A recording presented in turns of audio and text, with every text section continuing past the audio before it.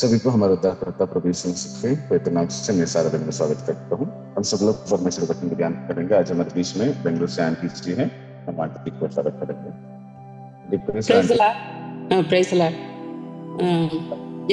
எல்லாருக்கும் பிரைஸ்ல இன்னைக்கு காலையிலயும் நம்ம வந்து சங்கீதம் 119 153 இருந்து 160 வசனம் வரைக்கும் நம்ம பார்க்க போறோம். तो आज सुबह के वक्त में हम लोग भजन संहिता 119वां अध्याय का 153वां पद से लेकर 160वां पद तक हम लोग ध्यान करने वाले हैं। அதுக்கு முன்னாடி ஒரு நிமிஷம் நம்ம ஜெபம் பண்ணலாம். इससे पहले हम एक चरण प्रार्थना करेंगे। எங்களை நேசிக்கிறதான நல்ல தகப்பனே, அப்பா, அந்த அருமையான காலை வேளைக்காக நன்றி செலுத்துகிறோம். இப்பொழுது கூட கர்த்தாவே, உம்முடைய வேத வசனங்களை நாங்கள் தியானிக்கும் போது ஆண்டவரே, நாங்கள் எங்களுடைய வாழ்க்கைக்கு என்னென்ன காரியங்கள் எல்லாம் கற்று அதை கடைபிடிக்க வேண்டுமோ நீர் எங்களுக்கு தேவையான ஞானத்தையும் கிருபையும் பலத்தையும் தரும்படியாக ஜெபிக்கிறோம். சமூகத்திலே தாழ்த்தி தருகிறேன், பொறுப்படுத்திக் கொள்ளும். இயேசுவின் நாமத்தில் பிதாவே, ஆமென். இந்த 153ஆம் வசனத்திலிருந்து 160ஆம் வசனம் வரைக்கும் பார்க்கும்போது இந்த சங்கீதத்தினுடைய கடைசி பகுதிக்கு வந்திருக்கிறோம் நம்ம. तो भजन संहिता 119वां अध्याय का 153वां पद से लेकर 160वां पद तक जब ध्यान करते हैं तो भजन संहिता के आखिरी कदमों में हम पहुंच चुके हैं। இந்த சங்கீதத்தை பார்க்கும்போது இந்த சங்கீதக்காரனுக்கு உபத்திரவம் இருக்கு, ஆனாலும் அதுல இருந்து என்னை விடுவியும் அப்படின்னு சொல்லி ஜெபம் பண்றார். जो इस गीत को लिखते हैं, इस जगह में इस गीतकार को बहुत सारे कष्ट मुसीबत है, तो उस वक्त में मुझे छुड़ाव करके वो गीत गा रहा है। கஷ்டத்திலயும் தேவனுடைய உதவி அவருக்கு தேவையா இருந்தது. तकलीफ में भी परमेश्वर की सहायता उसके लिए जरूरत था। இந்த கஷ்டத்தின் மத்தியிலும் இந்த சங்கீதக்காரன் தேவனையே நம்புறத நம்ம பார்க்கிறோம். तो इस तकलीफ के समय में ही ये जो गीतकार है परमेश्वर पर विश्वास करने का विषय को हम देख सकते हैं। இந்த கிறிஸ்தவ வாழ்க்கை அப்படின்னு சொல்றது ரொம்ப மலைகளும் பள்ளத்தாக்கும் நிறைந்தது போல மேடு பள்ளம் இருக்கிற ஒரு வாழ்க்கையா தான் இருக்கு. देखिए, मसीह का जीवन एक ऐसे जीवन है, एक चट्टान और गड्ढा खाई जिस प्रकार से रहता है तो उसको पार होकर जाना पड़ता है, ठीक उसी प्रकार ही मसीह का जीवन रहता है। ஆனா அதன் மத்தியிலயும் நமக்கு ஆண்டவருடைய பலன் ரொம்ப தேவையா இருக்குது. लेकिन फिर भी इस बीच में परमेश्वर की मदद हमारे जीवन में बहुत ही जरूरत पड़ता है। இந்த பகுதியில பார்க்கும்போது 3 இடத்துல சங்கீதக்காரன் வந்து என்னை உயிர்ப்பியும் அப்படின்னு சொல்லிட்டு 3 இடத்துல நம்ம பார்க்கிறோம். तो देखिएगा, ये 3 जगह में इस भजनकार बताता है कि तू मुझे छुड़ा ले, तू मुझे छुड़ा ले, तू मुझे छुड़ा ले करके बताता है। 154ஆம் வசனம், 156ஆம் வசனம், 159ஆம் வசனத்துல வாசிக்கிறோம். देखिएगा 154वां पद में, 156वां पद में और 159वां पद में हम लोग देख सकते हैं। அப்படின்னா என்ன அர்த்தம்னா, எனக்கு ஜீவனை கொடும், என்னை தூக்கி இடம், என்னை நடத்தும் அப்படின்ற மாதிரி இருக்கு. 3 இடத்துல உயிர்ப்பியும் சொன்னாங்க. तो यहाँ पर 3 बार जो है मुझको जिला करके इसलिए बताता है, मुझे ऊंचा करा दो, मुझे बचाओ, मुझे मजबूत करो। इस ढंग से वो 3 बातों को बार बार इस्तेमाल करते हैं। இதே சங்கீதத்துல இன்னும் ஒரு 6 இடத்துல கூட அதே மாதிரி உயிர்ப்பியும் அப்படின்னு சொல்லி ஆண்டவர்கிட்ட இந்த சங்கீதக்காரன் ஜெபம் பண்றாரு. ஆண்டவர் வந்து பதில் கொடுக்கிறாரு. तो यही बात को फिर दूसरे भजन संहिता में लगभग 6 बार वो ऐसे ही मुझको जिला करके जिक्र किया है, तो परमेश्वर उस वक्त में उसे बचाया है। ஜெபிச்சது மட்டும் இல்ல, அதுக்கு காரணத்தையும் சொல்றாரு. ஆண்டவர் ஏன் பதில் கொடுத்தாருன்னு இந்த பகுதியில நம்ம பார்க்கிறோம்.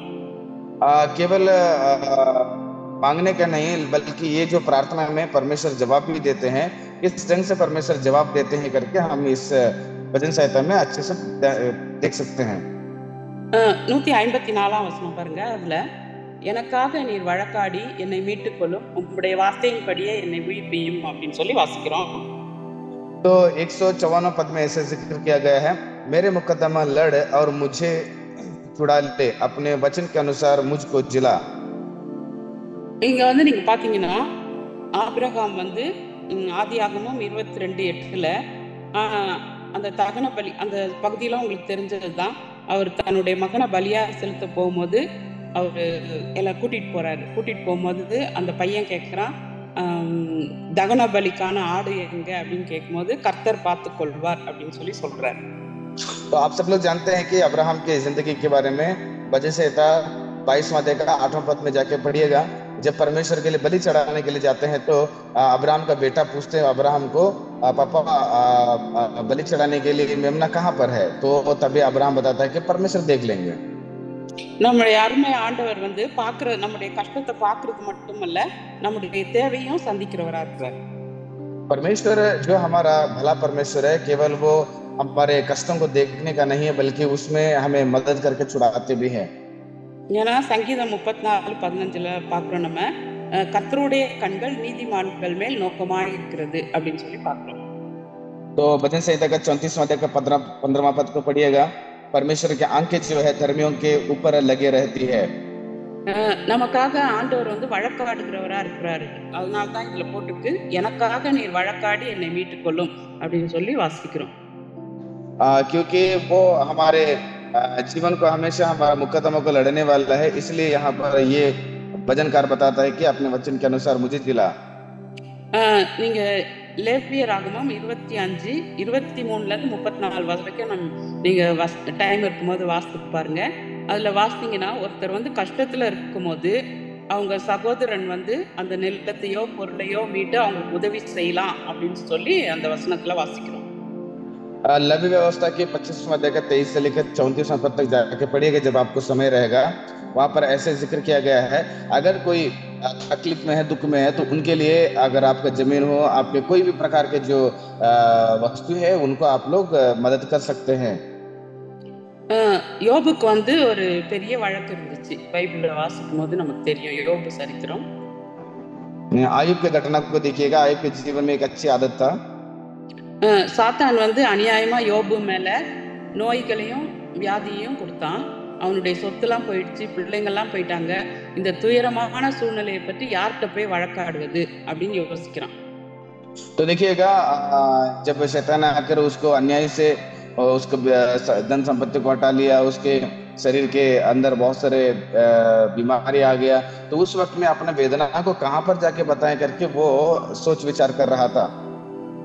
எந்த நீதிமன்றத்துல போய் என் குறைகள் எல்லாம் சொல்லுவது அப்படின்னு சொல்லி அவன் ரொம்ப கவலைப்படுறான். तो कौन से धर्मी के पास जाकर मैं मेरे सारे वेदना को मैं बांट लूं करके वो सोच रहा था। ஆனா எதிர்பாராத சோதனைகளை சாத்தான் கொண்டு வரும்போது பரலோகமே என்ன செய்து ஒரு நீதிமன்றமா இருக்குது அப்படின்னு சொல்லி நம்ம வேதத்துல படிக்கும் போது புரிந்து கொள்றோம். देखिए, जब हम लोग सामना नहीं कर पाते हैं ऐसे परिस्थितियों में, हमारे जीवन में ऐसे मुसीबतें आ जाते हैं, तो उस वक्त में हमारे सामने एक धर्मी जो स्वर्ग है और स्वर्ग में रहने वाले वो हमारे लिए तैयार है करके बाइबल के अंदर हम अच्छे से ध्यान कर सकते हैं। பிதாவாகிய தேவன் தான் அங்க நீதிபதியா உட்கார்ந்துருக்கிறாரு. पिता परमेश्वर जो है वो न्यायी होकर, धर्मी न्यायी होकर वो अपने सिंहासन में है। அப்ப அந்த நியாயாதிபதியாகிய அந்த பிதாவாகிய தேவன்கிட்ட போய் யார் வழக்காடுவாங்க? तो वो न्यायी परमेश्वर के पास जाकर कौन अपने वेदना को बताते हैं? அதனால யோபு சொல்றாரு 16:21 யோபு சொல்றாரு, மனுஷனுக்காக வழக்காடுகிறவர் ஒருத்தர் இருந்தா நல்லா இருக்குமே அப்படின்னு சொல்லி அவர் அங்கலாய்க்கிறார். तो देखिएगा, आयुब ने 11वां अध्याय का 21वां पद में बताता है कि अगर मेरे लिए मुकदमा लड़ेंगे तो कोई धर्मी व्यक्ति मुकदमा लड़ेगा तो अच्छा रहेगा ना करके वो सोच विचार करता है। அப்போ நமக்காக வழக்காடுகிற ஒருத்தர் இருக்காரு. அவர் வந்து நீங்க ஒரு வசனம் இருக்குது, அது நீங்க அப்புறமா படிச்சு பாருங்க. யோவான்ல இருக்கு. அது வந்து ஆண்டவர் வந்து 1 யோவான் நினைக்கிறேன், 1 யோவான் 2ஆம் அதிகாரம் 1, 2, 3 வசனங்கள்ல அதை வாசிக்கலாம் நம்ம. तो हमारे लिए मुकदमा करने वाले एक है। अगर आप यूहन्ना की पहली पत्रिका 2वां अध्याय का पहला पद से लेकर 3वां पद तक पढ़ेंगे तो वहां पर देख सकते हैं। அதுல வந்து இயேசு கிறிஸ்து நமக்காக பரிந்து பேசுறாரு பிதா கிட்ட அப்படின்னு சொல்லி வாசிக்கிறோம். तो वहां पर हम लोग ये पढ़ सकते हैं कि प्रभु यीशु मसीह जो है हमारे लिए परमेश्वर के पास गिड़गिड़ाते हैं। அப்போ யோபுக்கு வந்து தெரியல, ஆனா இப்போ நமக்கு தெரியும் இயேசு கிறிஸ்து நமக்காக பிதா கிட்ட பரிந்து பேசுறாரு அப்படின்னு சொல்லி. आयुब को पता नहीं था, लेकिन हमें पता है प्रभु यीशु मसीह हमारे लिए पिता परमेश्वर के पास वो गिड़गिड़ाते हैं। அதனால நம்ம நம்ம கஷ்டத்துல இருக்கும்போது, நம்ம பாவத்துல இருக்கும்போது, நமக்காக பிதா கிட்ட பரிந்து பேசுகிற இயேசு கிறிஸ்து ஒருவர் இருக்கிறார், நம்முடைய ஜெபத்தை கேட்கிறார், நம்முடைய தேவைகளை சந்திக்கிறார்னு இதுல இருந்து நம்ம தெரிந்து கொள்றோம். तो हम जब वेदना में रहते हैं, तकलीफ में रहते हैं, तो हमारे लिए प्रभु यीशु मसीह पिता के पास गिड़गिड़ाते हैं, ये हमें बाइबल के द्वारा पढ़ के समझ सकते हैं। அப்புறம் 156ஆம் வசனத்துல இருந்து 158ஆம் வசனம் வரைக்கும் நம்ம பார்க்கும்போது இதுல வந்து உம்முடைய இரக்கங்கள் 156ஆம் வசனம், கர்த்தாவே உம்முடைய இரக்கங்கள் மிகுதியா இருக்கிறது, உம்முடைய நியாயங்களின்படி என்னை உயிர்ப்பியும் அப்படின்னு சொல்லி சொல்றாரு. और 156वां पद से लेकर 158वां पद तक अगर ध्यान करते हैं तो देखिए 156 में ऐसे जिक्र किया गया है कि यहोवा तेरी दया तो बड़ी है, इसलिए अपने नियमों के अनुसार मुझे जिला। நம்முடைய சொந்த தகுதியை வச்சு நம்ம ஆண்டவர் கிட்ட போகும்போது நம்முடைய ஜெபம் கேட்கப்படுவதில்லை. ஏன்னா நிறைய நேரத்துல நான் அப்படி செய்தேன், ஆண்டவரே நான் இது செய்தேன், ஒரு பரிசேயனை போல நம்ம ஆண்டவருடைய சமூகத்துல போனோம்னு சொன்னா நம்முடைய ஜெபம் கேட்கப்படுவதில்லை. एक क्या बोलते हैं हम एक योग्यता लेकर परमेश्वर के पास जाते हैं तो हमारे प्रार्थनाओं का जवाब नहीं मिलता है। परमेश्वर मैंने वो किया ये किया करके जैसे फरीसियों के जैसे, लेकिन हम लोग झुका कर जाना पड़ेगा। ஆனா இயேசுவினுடைய நாமத்துல பரிசுத்த ஆவியினுடைய உதவியோட நம்ம ஜெபிக்கும் போது அந்த ஜெபத்தை ஆண்டவர் கேட்கிறார். लेकिन यीशु मसीह के द्वारा और पवित्र आत्मा के अगुवाई के द्वारा जब हम निवेदन करते हैं तो परमेश्वर हमारा प्रार्थना को सुनते हैं। அதை நீங்க வந்து யோவான் 14:14 படிக்கலாம், ரோமர் 8:26-27 படிக்கலாம். अगर आप लोग यूहन्ना 14 का 14, रोमियो का 8 26 से लेकर 27 पद तक उसको देख सकते हैं। அதனால நம்ம ஜெபிக்கும் போது ஆண்டவர் கிட்ட இருந்து இரக்கம் பெறணும் அப்படின்னு சொன்னா நம்ம வந்து தைரியமா ஆண்டவர்கிட்ட போலாம். ஆனா அவருடைய கிருபாசன தண்டையில போய் நம் அவர் இரக்கம் நமக்கு கிடைக்கும்படியா நம்ம அவரை நோக்கி கெஞ்சி ஜெபிக்கணும். इसलिए परमेश्वर के उस कृपासन के पास जाना पड़ेगा। हम झुक कर परमेश्वर के दया के लिए हम लोग क्या करना चाहिए, तड़पना चाहिए। அது வந்து எபிரேயர் 4:16 வசனத்துல நம்ம வாசிக்கிறோம். इस चीज को अगर हम लोग पढ़ते हैं तो इब्रानियों का 14-16 पद में पढ़ सकते थे। நம்ம எவ்வளவுதான் பாவங்கள் செய்தாலும் நம்ம கிருபாசன தண்டையில போய் அவரை நோக்கி அவருடைய இரக்கத்துக்காக நம்ம கேட்கும் போது ஆண்டவர் நம்முடைய ஜெபத்தை கேட்டு நமக்கு உதவி செய்யறாரு. हम कुछ भी कैसे भी करें, लेकिन हम परमेश्वर के साक्षी पत्र के पास जाकर अगर हम लोग प्रार्थना करते हैं तो वो परमेश्वर हमें हमारा प्रार्थना जरूर सुनते हैं। அடுத்த வசனம் பாத்தீங்கன்னா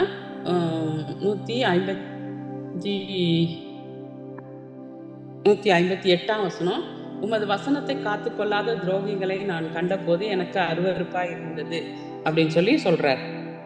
तो यहाँ पर फिर से भजनकार जो है 158 पद में ऐसे बताता है कि मैं विश्वासघातियों को देखकर उदास हुआ क्योंकि वे तेरे वचन को नहीं मानते हैं। ஆண்டவருடைய வசனம் இது நிறைய பைபிள், அது 119ஆம் சங்கீதத்துல இன்னும் 2-3 இடத்துல கூட இருக்குது. அப்போ ஆண்டவருடைய வசனத்தை நம்ம கை கொள்ளணும். அப்படி கை கொள்ளாத துரோகிகள் வந்து ஆண்டவருடைய பார்வையில அருவருப்பா இருக்கு அப்படின்னு சொல்லி ஆண்டவருடைய பார்வையிலையும் தேவனுடைய பிள்ளைகளுடைய வாழ்க்கையிலையும் அது அருவருப்பான காரியம் அப்படின்னு சொல்லி வாசிக்கிறோம். तो ये यहाँ पर नहीं बल्कि वचन संहिता में और बहुत सारी जगह में ऐसा जिक्र किया गया है, परमेश्वर के वचन को जब हम लोग मानते नहीं है, उसके अनुसार चलते नहीं है, वो परमेश्वर की नजर में बहुत ही घृणित ठहरता है। நீங்க பாத்தீங்கன்னா இன்னைக்கு பைபிளை வந்து வேதத்தை வந்து ஒரு சிலர் என்ன பண்றாங்க அப்படின்னு சொன்னா ஒருவேளை வருஷ தொடக்கத்துல வந்து படிப்பாங்க, ஏன்னா இந்த வருஷம் எனக்கு ஆசீர்வாதமா இருக்கட்டும் அப்படின்னு சொல்லிட்டு பைபிள் வாசிப்பாங்க. பண்டிகைக்காக சிலர் வந்து வாசிக்கிறவங்களும் இருக்கிறாங்க. देखिए आजकल बहुत सारे ऐसे लोग हैं, साल का जो पहली शुरुआत रहता है उस वक्त में कई सारे आशीष मिले करके वो लोग बाइबल को पढ़ना प्रारंभ करते हैं। नहीं तो कुछ लोग ऐसे हैं केवल त्योहारों में बाइबल को पढ़ते हैं।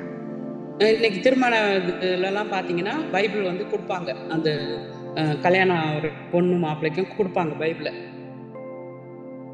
और जो शादी के समय में देखिएगा आजकल मसीह का शादी होता है तो उनके दुल्हा दुल्हन के हाथ में भी बाइबल दे दिया जाता है।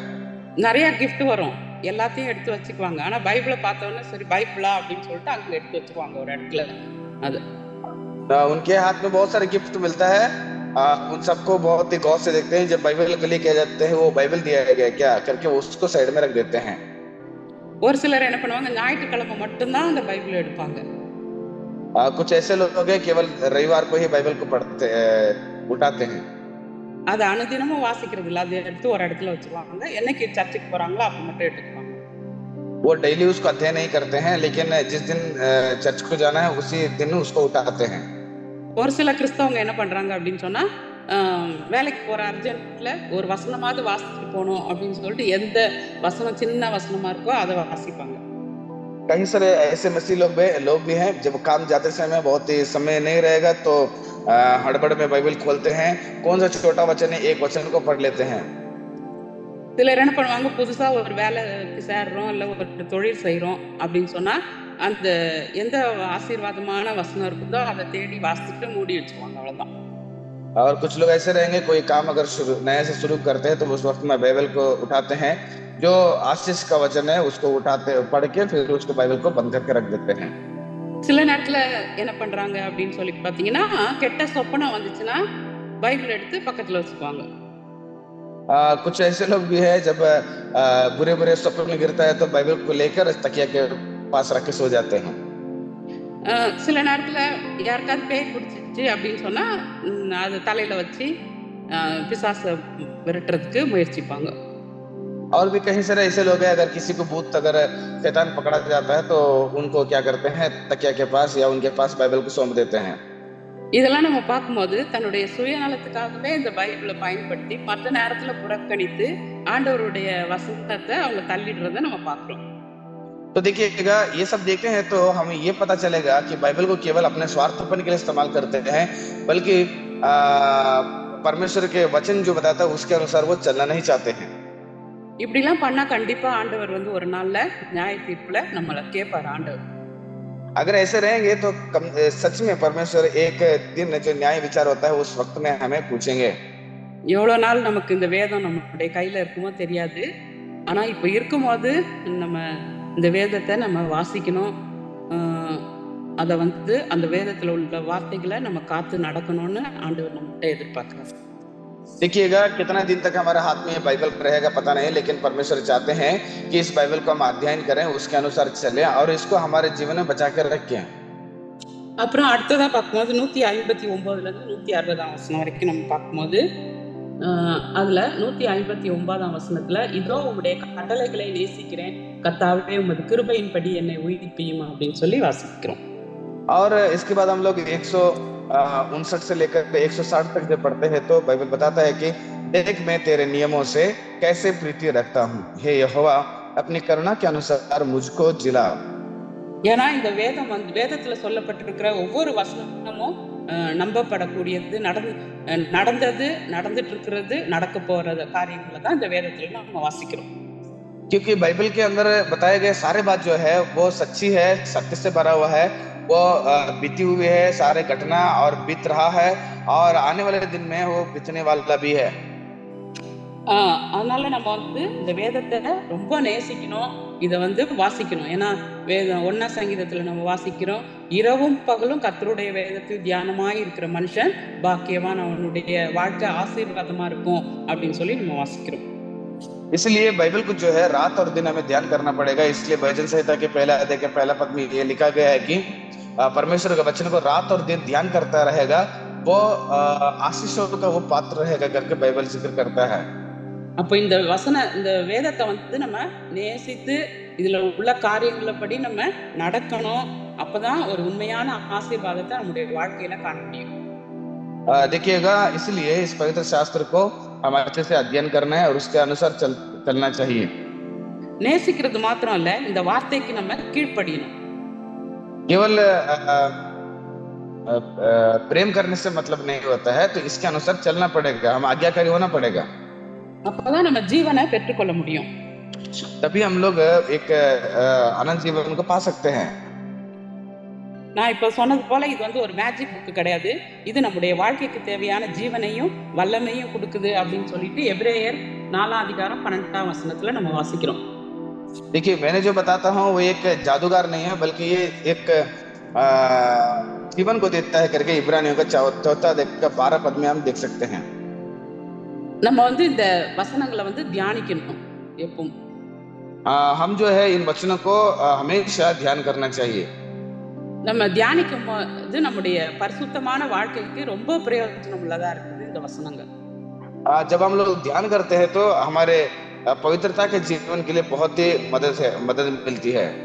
தாவீது அவ்வளோ பெரிய ஒரு ராஜாவா இருந்தாலும் அவருக்கு நிறைய வேலை இருக்கும். எவ்வளோ ஒரு பெரிய ராஜ்யத்தையே நடத்தி செல்றதுன்னா ஒரு சாதாரண காரியம் இல்லை.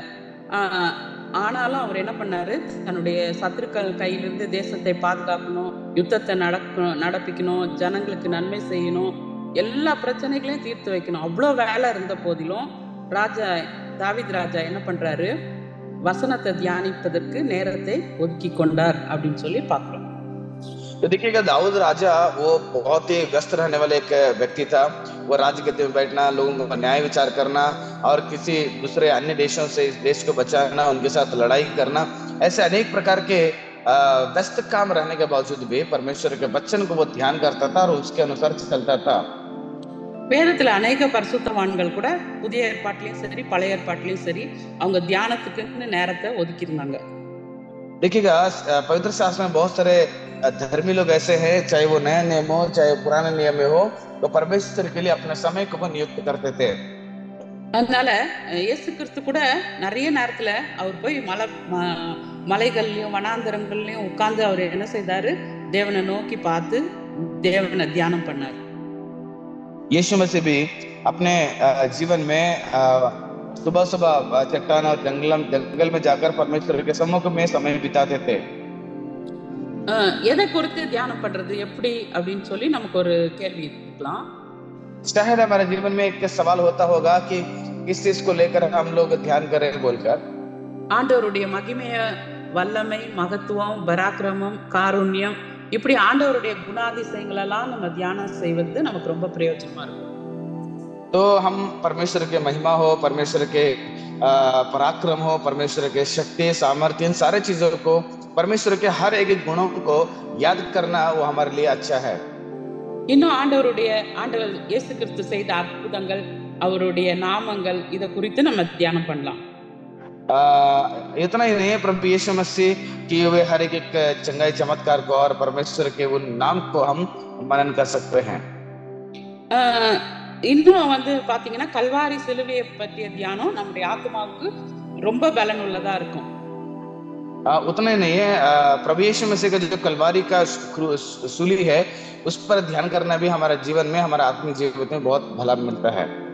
அதனால நம்ம நேரம் கிடைக்கும் போதெல்லாம் நம்ம வீணான காரியங்களை நம்ம சிந்திக்காதபடி, வீணான வார்த்தைகளை நம்ம பேசாதபடி, ஆண்டவருடைய வசனங்களையும் அவருடைய வார்த்தைகளையும் நம்ம தியானிக்கும் போது நம்முடைய ஆத்மா உயிர்ப்பிக்கப்படுகிறது.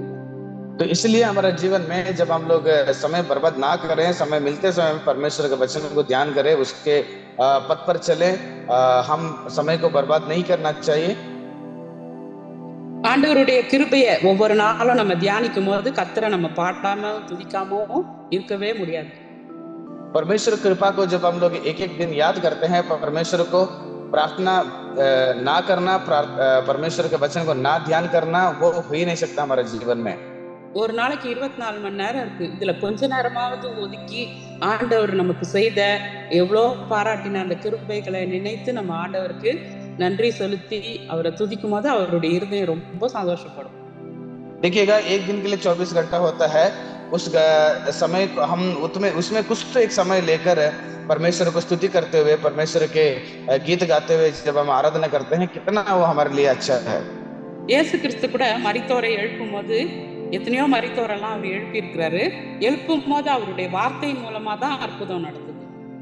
देखिए, यीशु मसीह कितने लोगों को मरे हुए में से जिलाया, लेकिन यीशु मसीह अपने वचनों के द्वारा ही उन्हें जिलाया है. அதனால நம்முடைய வாழ்க்கையிலையும் கூட இந்த கேட்ட இந்த வசனங்களின்படி, ஆண்டவரே நீர் என்னை உம்முடைய நீர் எனக்காக வழக்காடும், நீர் என்னை உயிர்ப்பியும், உம்முடைய இரக்கங்களின்படி என்னை உயிர்ப்பியும், உம்முடைய வார்த்தைகளின்படி என்னை உயிர்ப்பியும் அப்படின்னு சொல்லி நம்முடைய வாழ்க்கையை ஆண்டவருடைய கரத்துல ஒப்பு கொடுத்து நம்ம ஜெபம்.